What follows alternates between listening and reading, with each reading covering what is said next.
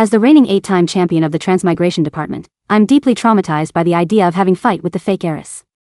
Unfortunately, not only is there an 18-year-old fake heiress in my family of this world, but she also has 8 older siblings who dote on her endlessly.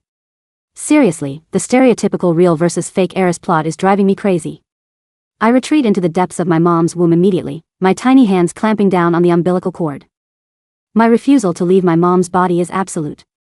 Those idiotic brothers of mine keep spoiling that 18-year-old extremely childish fake heiress who insists on sitting in a baby trolley all the time. If I were to leave this place, I'd definitely get assassinated by them. My mom, who can hear my internal thoughts, is forced to suffer due to the complications in her labor for 72 hours straight. Finally, she yields to me by signing the Zero-Tolerance Treaty on Unequal Treatment. She also assigns 108 bodyguards to me overnight. Satisfied, I finally release my hold on the umbilical cord and make my flashy entrance to this world. Mom taps me on my forehead. Natalie is extremely pure and innocent. She would never come up with ways to hurt you. On the first day I go home, Natalie Fairchild, the fake heiress, pushes my crib toward the staircase on purpose. I want to see if Nev can fly. A bodyguard instantly reaches out to catch my crib from coursing through the air. Scared out of her wits, Natalie slumps to the floor immediately. There, she starts crying like a baby. My second brother, Elliot Fairchild, pulls her into his arms lovingly. He says reassuringly, "Don't be scared, Nat. The bodyguard must have frightened you because of his actions, right? Now, you can stop crying now. Nev is fine, isn't she?" The next thing he knows, he gets tossed into the heavy downpour by another bodyguard. Have you all lost your minds? Hurry up and bring Elliot back inside. Ethan Fairchild, my eldest brother, rushed downstairs and glared at my bodyguards. Lying in my cradle, I blew a little milk bubble. What's the point of that? Elliot's brain is completely waterlogged anyway, leaving him out in the rain is the perfect way to treat him. Mom, who was sitting on the couch and drinking royal jelly, froze. She stared at Natalie Fairchild in utter disbelief. Recalling the words she had just spoken, a wave of fear instantly surged in her eyes. Shut up. Can't you see the bodyguards are just enforcing the agreement? Ethan strode over. That agreement's a load of crap. Nat's the one we've doted on since we were kids, Mom. Who do these maids think they are, laying their hands on her? Natalie, the fake heiress, immediately wrapped her arms around Ethan's leg. I thought Nev was a little angel. And little angels can fly. Don't be mad at Mom. If you really want to blame someone, blame me for being a silly baby. I felt so disgusted that I almost threw up the milk I had just drunk. She's 18 years old, and she dares to call herself a baby in front of me, an actual baby? Is she missing a brainstem, or did a zombie chew it off? Mom's expression darkened as well.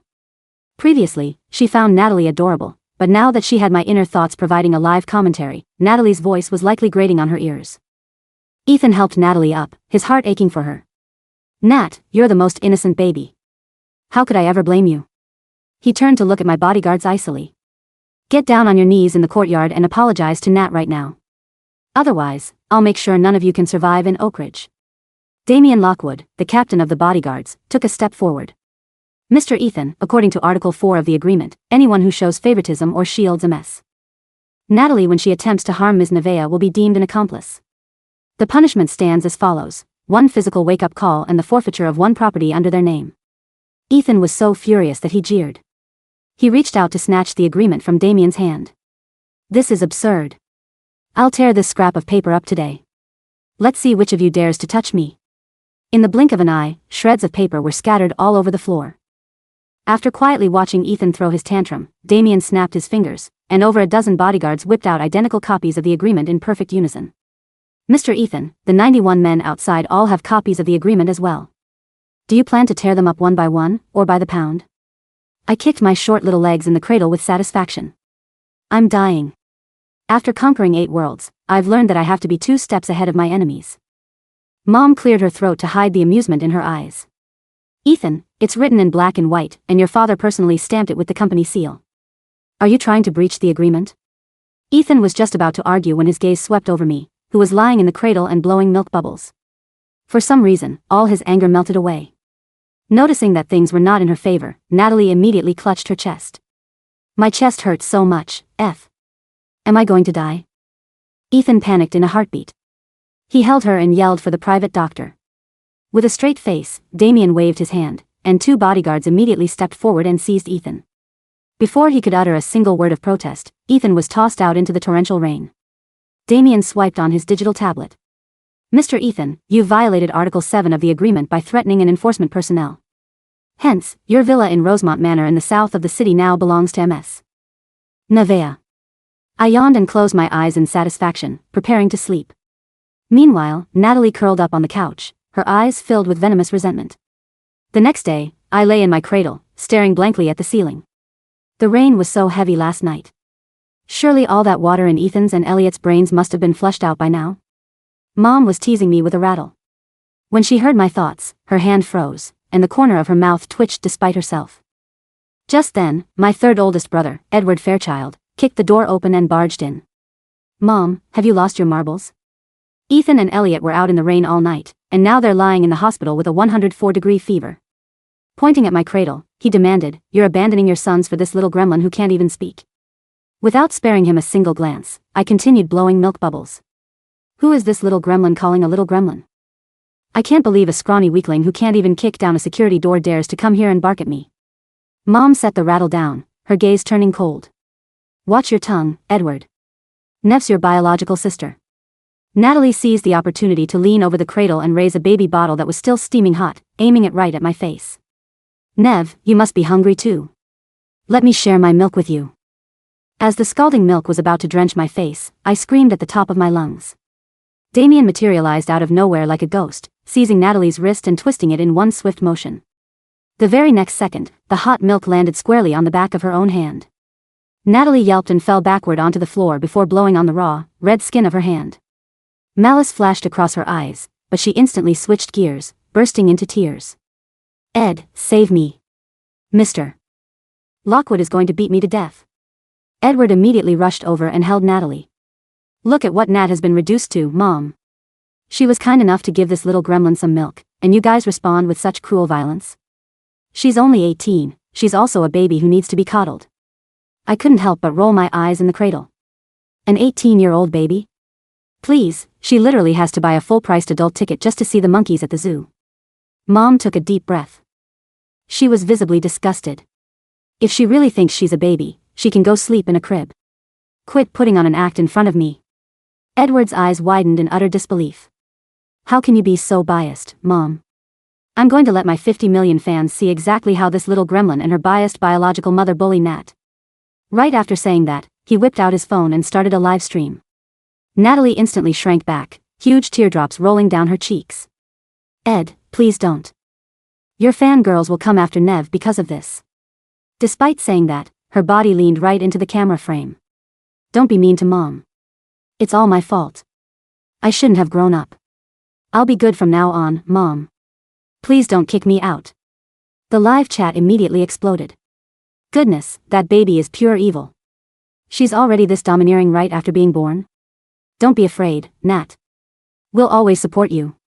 Let's boycott that malicious brat. Edward cocked his brow triumphantly.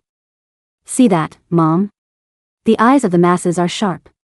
If you don't make this little gremlin apologize to Nat right now, I'll make sure her reputation is completely ruined online. I yawned in boredom. Did this idiot forget that the largest shareholder of his talent agency is Dad? Mom sneered. Without lifting her head, she called out, Damien.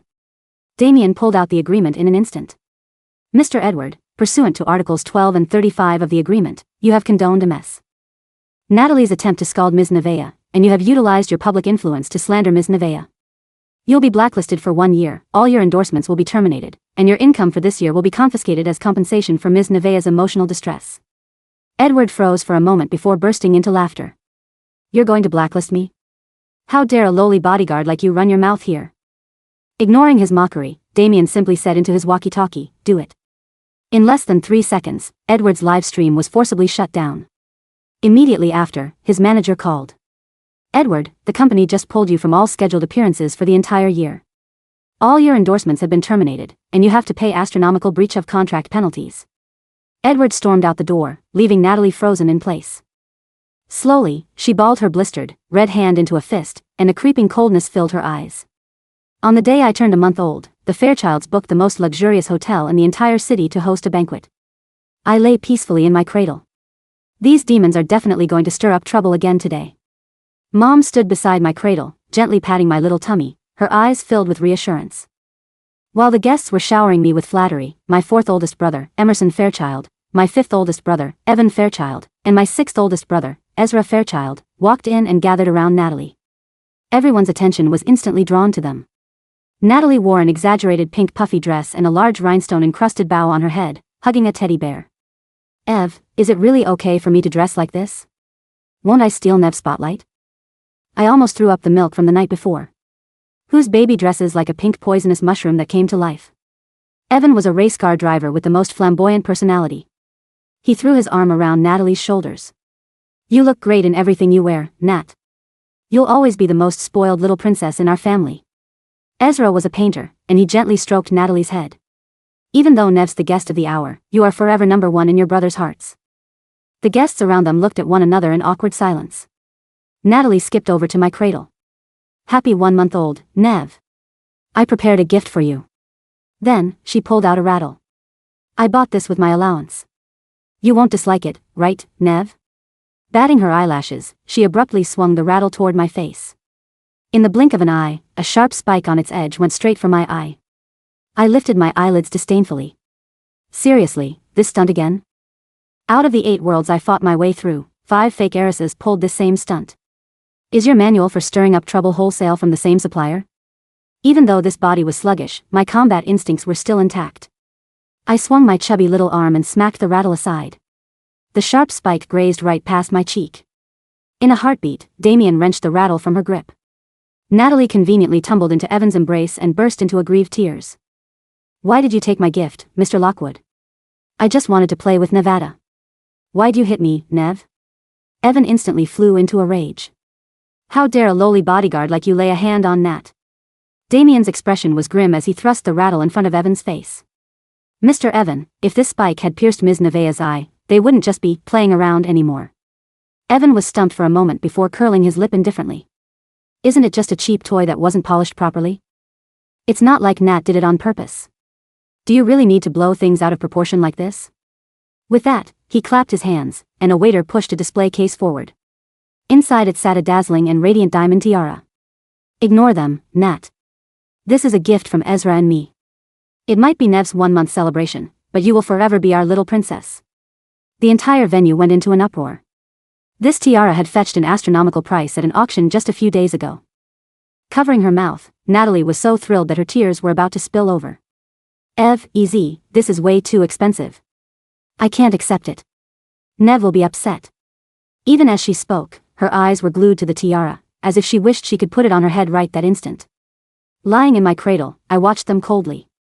Playing the big shot on Dad's dime just to disgust me. Do these fools really think the agreement's just for show? Mom let out a derisive chuckle before slamming her coffee mug heavily onto the table and bursting their little bubble. "Since he thinks a spiked toy is merely a trivial matter. Damien, pass down the word to lock up Evan's garage. He's banned from racing for the next 3 months. Send him to the team's logistics crew to work as a mechanic, and have him personally polish 10,000 parts." Evan's expression changed drastically. "Mom, you can't." "Also, Ezra," Mom cut him off sharply, eyeing Ezra coldly. "Since you have so much free time on your hands, your touring art exhibitions for the second half of the year are completely cancelled. Go to the suburban orphanage and paint exterior walls for free." Ezra trembled all over, his gentle and refined image shattering completely. Noticing that things were going south, Natalie hastily hugged Evan's arm and started shedding tears again. "Mom, please don't blame Ev and EZ. This is all my fault. I don't want the tiara anymore. I'll give it to Nev." Mom looked at that astronomically expensive tiara, her eyes filled with nothing but mockery. With a flick of her wrist, she said, "Damien, since Natalie said she doesn't want it, go ahead and smash that eyesore of a thing. Let's see how much noise it makes." Without a moment's hesitation, Damien brought a hammer down, shattering the display case into pieces. The invaluable tiara was crushed beyond recognition, its diamonds popping loose and pelting the ground in every direction. In the blink of an eye, I turned 2 years old. For the last 2 years, the Fairchild residence had been absolute chaos. On this particular day, I was sitting in my stroller, sunbathing by the pool. Natalie dragged my 7th oldest brother, Elias Fairchild, over to the pool. "Eli, you spend way too much time typing away at your keyboard every day, you need to get some sun." When she turned her head and spotted me, a nasty look flashed across her eyes before she adopted an innocent expression. You're out here soaking up the sun, too, Nev. Shall I push you over to the edge of the pool so you can look at the little goldfish? I sneered. Goldfish, my ass. Who on earth raises goldfish in a swimming pool? If you're going to try to murder me, at least put some effort into the cover story. Honestly, she's got more water in her brain than there is in this damn pool. Natalie walked up behind my stroller, gripping the handlebars. Right at that moment, Damien stepped forward and stopped her. Mrs. Fairchild has given strict instructions that you are not allowed near Ms. Nevaeh, Miss Natalie. Natalie pouted before turning to look at Elias and turning on the waterworks instantly. Eli, look at them. I don't even have the right to go near Nev anymore. Elias' brows knitted, and his fingers flew across his keyboard. Damien, you're just a bodyguard. Don't abuse your authority. Damien stood his ground, unfazed. This is stipulated in the agreement. Elias scoffed. What a load of bull. It's nothing but a bunch of broken systems. He slammed his finger down on the enter key. I just breached your security network. As of now, your communications are cut off, and your surveillance is fried. I'd love to see how you enforce the agreement without your precious system backing you up. Damien's expression changed slightly. The moment his hand went to his earpiece, Elias ambushed him with a stun pen, sending him crashing to the ground. Natalie's eyes lit up when she saw that. She abruptly grabbed my stroller and shoved it toward the pool. Nev, go look at the little goldfish. The wheels rolled rapidly, bringing me closer and closer to the edge. In the nick of time, a figure darted out from the side. What the hell do you think you're doing? A red-headed teenager grabbed my stroller and yanked it back. It was my 8th brother, Everett Fairchild, who had just returned from abroad. Natalie, are you fucking insane? Are you trying to murder my younger sister? A murderous glint flashed in Natalie's eyes. Instead of backing off, she threw her entire body weight against the stroller. With a loud splash, both my stroller and I were pushed into the deep end. Then, she collapsed to the ground, burying her face in her hands and sobbing loudly. Why'd you push me, Ever? I was just trying to hold on to the stroller, but you pushed Nev in. Everett was just about to dive in to save me when Natalie tackled his legs, clinging to him for dear life while bawling her eyes out. You bullied me the second you came back. What did I do to deserve this? Elias couldn't remain indifferent, after all. He had just rushed to the edge of the pool when Natalie clutched his pant leg. Don't go over there, Eli. Ever has lost his mind. He'll push you in, too. Elias immediately shielded her behind his back. You've gone too far, Everett. Nat was just keeping Nev company. Why'd you push her? Ethan and Elliot, who had rushed over after hearing the commotion, also joined in to condemn Everett. Everett, you caused trouble the second you set foot back home. Apologize to Nat right now. You've seriously let us down. How did our family raise such a malicious creature like you? Stripped of any way to defend himself, Everett trembled with pure rage. Are you guys fucking blind? She was the one who pushed the stroller. Where's the surveillance camera? Let's pull up the security footage. Elias stared at him blankly. Save your breath. The security system just went down. It didn't catch a single thing. Everett was beside himself with rage and panic. What the hell are you all waiting for? Save her.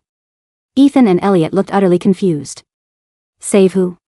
Natalie immediately beat him to the punch, pointing at the pool and wailing. Everett lost his mind. He pushed Nev into the pool. He almost pushed me in, too. Nev is probably dead by now. While Ethan and Elliot forced Everett back into a corner until his eyes welled with frustrated tears, I sighed and crawled out of the pool on all fours. You're all so noisy. I looked coldly at these intellectually challenged brothers of mine. Who said the surveillance cameras were down? The poolside fell into a dead, suffocating silence. Ethan and Elliot, who had just been screaming at Everett, froze. Elias's fingers, still hovering over his high-tech keyboard, stiffened. They all stared. At me, a 2-year-old toddler standing dripping wet on the marble tiles, looking completely unfazed. Nevaeh. Everett stammered, his eyes red from frustration and fear. You're okay. I didn't answer him. Instead, I reached into the waterproof pocket of my custom-made baby jumpsuit and pulled out a small, metallic pink device shaped like a strawberry. It was a localized, offline encrypted quantum storage drive, something I had built myself using spare parts from Elias's discarded workshop and a little help from Damien. Did Elias really think his pathetic little script could fry my systems? I thought, letting out a tiny, infantile sigh. My offline backup network doesn't rely on the house Wi-Fi, you absolute clown. It's satellite-linked and military grade. On the dry grass nearby, Mom, who had just rushed out of the villa, froze in her tracks. Her eyes widened as she heard my internal monologue. A look of fierce pride, mixed with lingering terror, flashed across her face. I pressed the button on the strawberry drive. A crisp, high-definition holographic screen projected directly into the air above the pool. The projection clearly showed the entire sequence of events. First, Elias sneaking up on Damien and using the stun pen. Second, Natalie's face twisting into a mask of pure malice as she grabbed the stroller and shoved it into the deep end with all her might. Third, Everett desperately trying to pull me back, only for Natalie to throw herself onto the ground, sobbing and fabricating the story on the spot. The evidence was undeniable, floating in mid-air in glorious 4K resolution. Elias's face drained of all color. This is impossible. I shut down the entire grid. You shut down the house grid, Elias. Mom's voice was like ice cutting through the warm summer air. She walked over, her heels clicking sharply against the stone. But you forgot who holds the actual power in this family. She didn't even look at Natalie, who was currently trembling on the ground, trying to shrink into Elias's shadow. Instead, Mom looked directly at Elias. Damien, who had already recovered from the stun pen thanks to his highly trained physical condition, stood up and brushed the dust off his suit. He pulled out a fresh, laminated copy of the agreement. Mr. Elias, Damien said, his voice completely devoid of emotion. Pursuant to Article 22 of the agreement, disabling family security to facilitate physical harm against Ms. Nevaeh constitutes active endangerment. Your punishment is as follows: all personal servers, computers, and electronic devices are confiscated. You are banned from using any internet-connected device for 1 year. Furthermore, you will be sent to the remote mountainous branch of the Fairchild Charity Foundation to teach basic computer literacy on paper blackboards. Paper blackboards? Elias gasped, looking as though he had been sentenced to death. Mom, you can't do this to me. My code, my projects. Pack your bags, Mom interrupted coldly. You leave tonight. She then turned her gaze to Natalie, who immediately burst into tears. Mom. I didn't mean to. The stroller was just so slippery, and I... Shut up, Mom said, her voice dripping with disgust. The more you speak, the more I realize what a fool I've been for the past 18 years. I yawned, wiping a drop of pool water from my nose. Finally, the air is getting a bit cleaner around here. Now, if someone could get me a dry towel, that would be fantastic. This baby skin chafes easily. Mom quickly snatched a warm towel from a nearby maid and wrapped me up gently, glaring at the rest of her foolish sons. Ethan and Elliot stood there, looking utterly humiliated, unable to meet Everett's furious glare. With 7 of the 8 brothers now either broke, banned, exiled, or hospitalized, the Fairchild mansion became surprisingly quiet. Elias was shipped off to a mountain with no cellular signal. Evan was currently covered in grease, polishing gears in a dusty garage. Ezra was painting the walls of an orphanage under the blazing sun. Ethan and Elliot, fully recovered from their fevers, were too terrified of losing more properties to even look in my direction.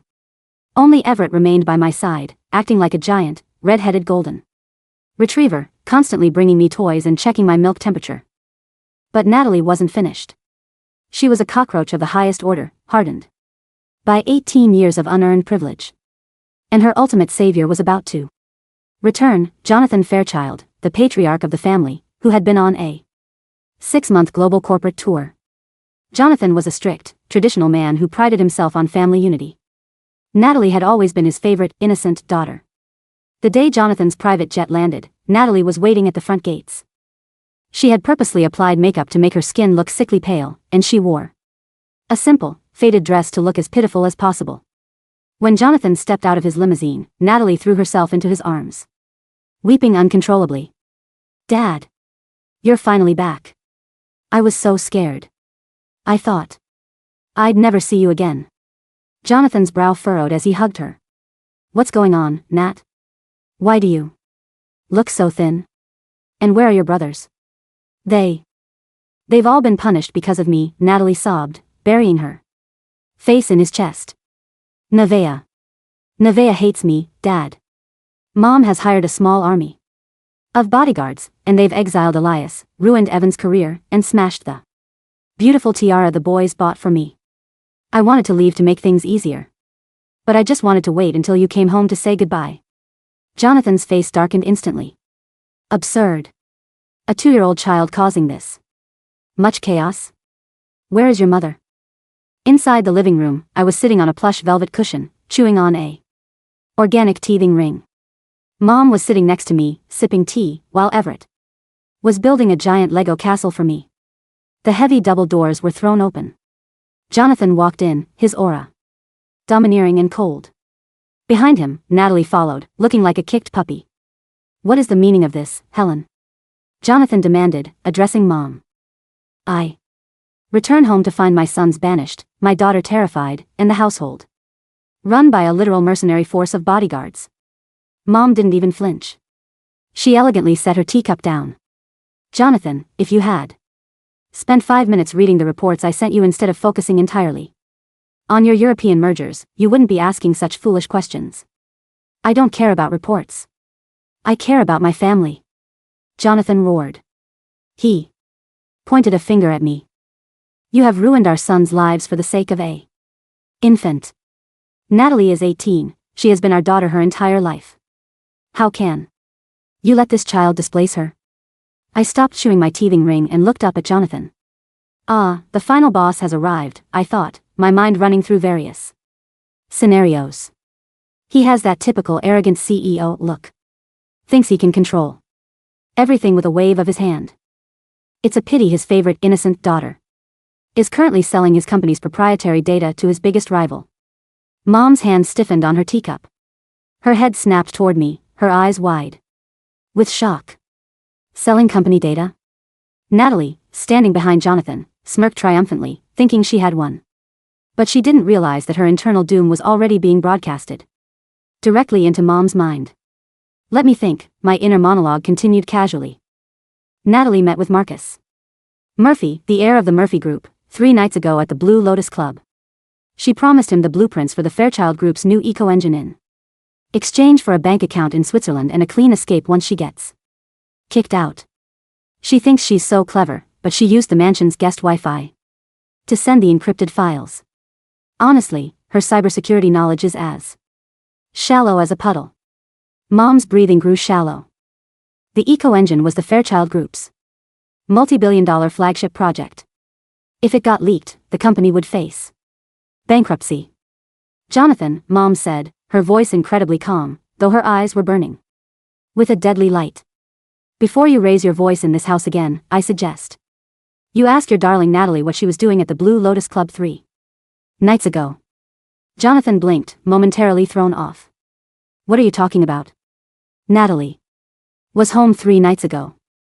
She told me she was studying. Really? Mom sneered. Why don't we ask Damien to pull up the GPS log of the family car she sneaked out? Natalie's heart skipped a beat, but she quickly recovered, her tears flowing even faster. Mom, why are you framing me? I've never even heard of the Blue Lotus Club. If you hate me this much, just tell me. You don't have to ruin my reputation. Jonathan's protective instincts flared again. Helen, enough. I will not tolerate this baseless slander against Natalie. We are hosting the annual Fairchild Charity Gala tomorrow night. I expect this family to present a united front. No bodyguards, no ridiculous agreements. And Nevaeh will stay in the nursery. I rolled my eyes. Keep me in the nursery? Please. If I'm not there, who is going to stop Natalie from delivering the physical decryption key to Marcus Murphy? She literally has it sewn into the lining of her pink teddy bear. Mom's jaw clenched. She looked at me, then at the smug, weeping Natalie, and finally at her stubborn husband. The gala will proceed, Mom said slowly. But Nevaeh will be there. She is a Fairchild. If you try to hide her, Jonathan, I will file for divorce and take half of the Fairchild Group's shares with me. Jonathan gasped, shocked by his wife's unprecedented severity. He looked at Natalie, then back at Mom, and finally gritted his teeth. Fine. But if any of your bodyguards cause a scene, I will personally dissolve that ridiculous zero tolerance treaty. The next evening, the grand ballroom of the Ritz-Carlton was decorated in gold and white. The city's elite, politicians, CEOs, and socialites, chatted over champagne. I was dressed in a tiny, custom-made white silk gown, sitting comfortably in a high-tech stroller pushed by Everett, who was acting like a proud bodyguard. Damien and 10 other men in suits stood discreetly in the shadows. Natalie arrived wearing her signature obnoxious pink puffy dress, clutching her rhinestone-encrusted teddy bear. She immediately sought out Marcus Murphy, a slick-looking young man with a predatory smile, who was standing near the terrace. "Dad," Natalie whispered to Jonathan, who was talking to some business partners. "I'm going to get some fresh air on the terrace. My head hurts a little." "Go ahead, sweetie." "Take care," Jonathan said warmly.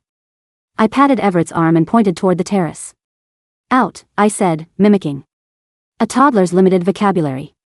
"You want to go outside, Nev?" "Sure thing," Everett said, instantly pushing my stroller toward the double doors. Mom followed closely behind, her eyes locked on Natalie. On the terrace, the cool night air rustled the leaves of the potted plants. Natalie was standing near the balustrade, whispering furiously to Marcus Murphy. "Do you have the key?" Marcus asked in a low voice. "Yes, it's inside the teddy bear," Natalie whispered, her voice no longer babyish, but cold and calculating. "But you have to promise me, Marcus. Once the engine blueprints are live, you have to transfer the remaining $5 million to my Swiss account and get me out of the country. This family is getting too dangerous. That little brat Nevaeh is like a demon." "Don't worry, babe," Marcus chuckled, reaching for the teddy bear. "Once we have the code, the Fairchilds are finished anyway. You'll be a queen." Before his hand could touch the toy, a tiny, high-pitched voice rang out from the darkness. "Bad toy," I said, pointing my chubby finger at the teddy bear. Natalie and Marcus spun around, their faces turning pale. Everett pushed my stroller into the light, with Mom standing right behind him. And to Natalie's absolute horror, Jonathan was walking out of the doors as well, having been quietly guided there by Damien under Mom's strict orders. "Natalie?" Jonathan's voice was trembling, but not with anger this time, it was with a deep, crushing confusion. What are you doing with Marcus Murphy? What key?" Natalie's mind went into overdrive. She immediately dropped the teddy bear, threw herself at Jonathan's feet, and began her ultimate performance. "Dad! It's not what it looks like. Marcus." Marcus cornered me. He threatened to hurt Nevaeh if I didn't steal the company files for him. I was only pretending to play along to save my sister. "You have to believe me." Marcus Murphy's eyes widened. "What? You crazy bitch, you were the one who approached me." "Liar." Natalie screamed, her face contorted in faux terror. "Dad, he's lying. He wants to destroy our family." Jonathan stood frozen, his mind torn between his years of doting on Natalie and the shocking reality before his eyes. I leaned back in my stroller, blew a small milk bubble, and decided it was time to end this farce once and for all. Honestly, this is embarrassing to watch, I thought. She thinks she can lie her way out of this? She forgot that I hacked her phone yesterday while she was busy putting on her fake makeup. I forwarded all her chat logs, voice recordings, and bank transfer receipts to the giant projector screen in the main ballroom 5 minutes ago. Mom's eyes lit up. She didn't waste a single second. She grabbed Jonathan by the arm and dragged him back into the main ballroom. "What are you doing, Helen?" Jonathan protested, but as he entered the hall, he stopped dead in his tracks. The entire gala had gone completely silent. Hundreds of guests were staring at the massive, 50-foot projector screen normally used for showing charity slides. Instead of charity photos, the screen was displaying a scrolling feed of WhatsApp messages. "Natalie, I have the eco-engine decryption algorithm. The Fairchilds won't know what hit them." "Marcus, good job, babe. The $5 million is ready. Once Jonathan's company goes under, we'll buy it for pennies." "Natalie, I can't wait to see that little brat Nevaeh on the streets. I'll make sure she ends up in a dumpster." There were also audio files playing over the ballroom's high-fidelity sound system. Natalie's voice, clear, sharp, and dripping with venom, echoed through the room. Those idiot brothers of mine believe anything I say. I just cry a little, and they throw money at me. They're so easy to manipulate. The guests began whispering furiously. Oh my God. She's a monster. And she's only 18. She's ruined the entire family. Jonathan's face went from pale to bright red, and finally to a dark, dangerous purple. He turned around slowly to face Natalie, who had just run into the room. Her eyes wide with absolute horror as she saw her entire life unraveling in front of the city's entire high society. Dad. Natalie whispered, her voice shaking. It's a deep fake. It's AI. Shut your mouth. Jonathan roared, his voice shaking the crystal chandeliers. I built this company from nothing. You tried to destroy everything I worked for. You tried to sell out your own family. He turned to his secretary, his eyes burning with a cold, ruthless fury. Call the police. Now. No. Dad, please. Natalie screamed as two of Damien's bodyguards stepped forward and pinned her arms behind her back. She thrashed wildly, her pink puffy dress ripping, her rhinestone bow falling to the floor and getting crushed underfoot. You can't do this to me. I'm your daughter. You are not my daughter, Jonathan said, his voice cold and hollow. You are a thief. And a traitor. As the police sirens wailed in the distance, Marcus Murphy tried to slip away. But Damien quickly tripped him, pinning him to the floor alongside Natalie. I watched the scene unfold from my stroller, taking a slow sip from my baby bottle. Well, that was surprisingly easy, I thought. Conquering 8 worlds really gave me some useful speedrunning skills. I didn't even have to break a sweat. Mom walked over to my stroller, her eyes filled with tears of relief. She knelt down and kissed my forehead. Thank you, my little angel, she whispered. I patted her cheek with my chubby, milk-scented hand. Good mama, I said, smiling. 3 months later. The great Fairchild family scandal had finally settled. Natalie was sentenced to 10 years in a maximum security juvenile reformatory for corporate espionage, attempted murder, the pool incident, and grand theft. Her biological mother, the former nanny who had swapped the babies 18 years ago, was also arrested as an accomplice, having been on Natalie's payroll for years. As for the 7 brain-watered brothers, once the truth was fully revealed, their guilt and remorse were overwhelming. Ethan and Elliot sold their luxury villas and donated the proceeds to a children's charity in my name, begging for permission to just enter the house. Edward, whose career was completely ruined, retired from the entertainment industry and started a low-key vlog about organic farming, dedicating every episode to my wonderful little sister Nevaeh. Evan and Ezra returned from their punishments, humbled and quiet. They spent hours trying to draw portraits of me or building custom baby-safe race cars, which I promptly ignored. Elias, returning from his internet-less mountain village, looked like a caveman. He immediately fell to his knees in front of my stroller, offering me a custom-built, unhackable baby security system he had designed using only basic tools. On a bright, sunny afternoon, I was sitting on a custom-made luxury lounge chair in the backyard garden. Everett was carefully peeling organic grapes for me, while Mom and Dad sat nearby, reviewing the family's new, expanded trust fund, which was now entirely in my name. My 7 foolish older brothers stood in a neat, trembling line a few yards away, holding various toys, flowers, and peace offerings, waiting anxiously for my nod. I looked at them, then at the grapes, and finally let out a tiny, contented sigh. Well, I thought, closing my eyes to take a luxurious afternoon nap. The circus is finally organized, and the clowns know their places. I suppose I can let them stay around to entertain me. After all, a reigning 8-time champion of the transmigration department deserves a little relaxation. Nevaeh, Everett whispered softly, holding up a grape. Is the temperature of the air okay? Do you want me to fan you? I patted his hand lazily. Good boy, I mumbled, drift sleeping into the most peaceful nap of my new, beautifully quiet life.